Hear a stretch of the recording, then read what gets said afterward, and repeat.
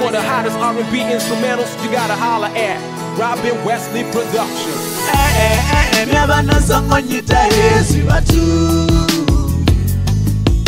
Naziba ure kamene ni mutu. Agoda tunda pakansi ani ndote. Dobona ngalungwa lori ndo sala ni ndote. Never nakani yeyo ndiyo nembadelo. Kabuye ayani yeyo nikumbelo. Wambangalu kuna mendinaro. Waisi soti dibi di miningo. Dia mufuna kari dia mbengo. Mara mufunwa wayo nyita so. Wambangalu kuna mendinaro. Waisi soti dibi di miningo. Dia mufuna kari dia mbengo. Mara mufunwa wayo nyita so.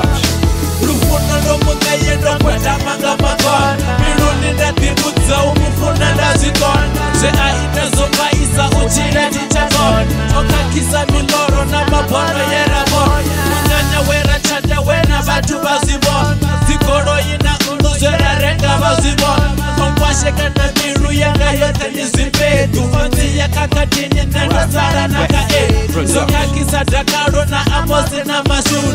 Dovesa wazibani na tingo wana masun. Ufuna na ene nani kagando divangera. Wambangalu kuna mendinaro.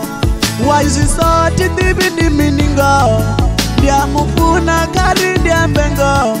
Mara mufunwa wayo nyita so. Wambangalu kuna mendinaro. Waisi soti dibi di miningo. Dia mufuna kari dia mbengo. Mara mufunwa wayo nyita so. Mara petiringa dobarada. Sitapa koti misera. Uri kuno ranga moru banana. Uchira nindo teninga sikonana. Uto sikonana. Marwaita so. Sintiamsa to. Kombu zango. Mara mufuna wanga wayo ngita so. Mabari bari ote zoba zwisi so. Dia mufuna ndo dibuza ene. Auna mumwe miruni una ene. Nifuna ene gazondo taka ene. Ndo dibuza ene. Nitofana ene. Wambangalu kuna mendinaro. Waisi soti dibi di miningo. Dia mufuna kari dia mbengo. Mara mufunwa wayo nyita so. Wambangalu kuna mendinaro. Waisi soti dibi di miningo. Dia mufuna kari dia mbengo.